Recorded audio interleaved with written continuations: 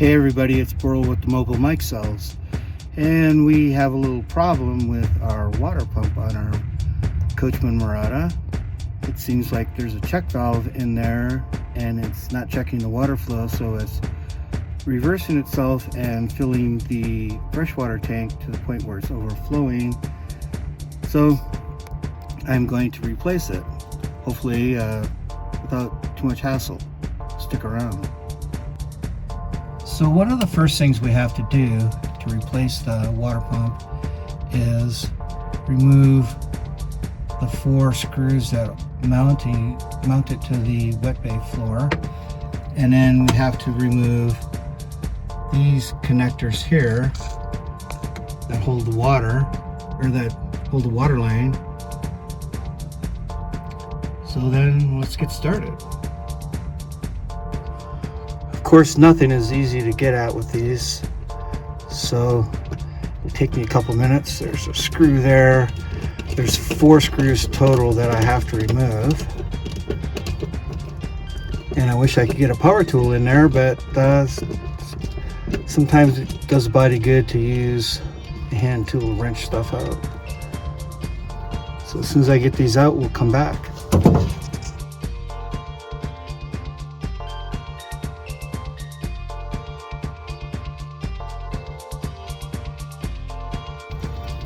So it turns out, in order to change this pump, because there's no shutoff valve from the freshwater tank to the pump, I have to drain the freshwater tank, which has got about 40 gallons in it, I imagine.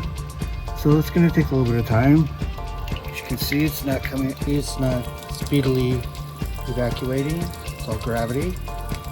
So we'll be back in a minute. Well, that's taking about forever to try and wait for this water to come out, and I'm not messing around with it, so I'm just gonna, I have all the electrical part unhooked, so I'll just do it hot. Whatever water leaks out of here is, I'll try to mop up with some towels and we'll get this done, because I'm tired of waiting. Better things to do. So the old pump is out of the way, the new pump is in place. The old pump was a SureFlow, and that is an OEM product. I went with a different, I think it's an Aqua Pro. It's an aftermarket, and it's about $80 cheaper. Same gallon per minute, same pressure, flow rate, everything. So that's the way I'm going. So as I was trying to hurry up and get the water flow, or get the pump hooked up so it stopped the water flow, I forgot to put the strainer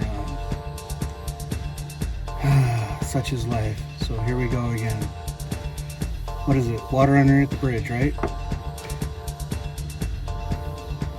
So when the factory installs these, because it's in a wet location, they have these shrink wrap connectors that they use. Unfortunately, I can't find mine, so I'm going to use regular butt splice connectors and spray electrical tape. Now, it doesn't necessarily get that super wet in here, and if there's water spraying out, that's the least of my problems, to be truthful with you. And I'm sure you know that too if you're in the same experience, or happen to have the same experience. Well, after I got the other wire connected and I connected this one, I realized that I went on the wrong side of the water line. It's always something. So I guess I'll put on another connector and start over. Alright, so now we'll give it a little shot of this liquid electrical tape. Kind of waterproof things up a little bit. Well, I have no idea. But we'll see.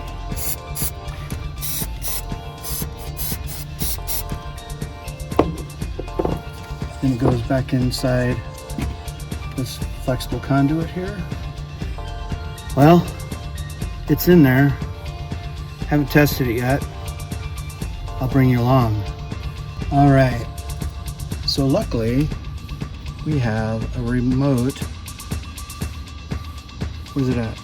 Remote water pump switch. So we'll flip it on here and see what happens. Hopefully I didn't get my wires crossed.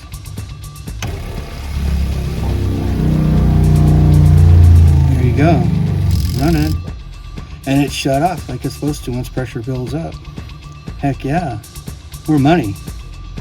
You know, as an afterthought, if the people who designed these things gave us just a couple of millimeters more room, stuff like this would be easier to deal with. But that's just my opinion. You take that to the bank, get what you can for it.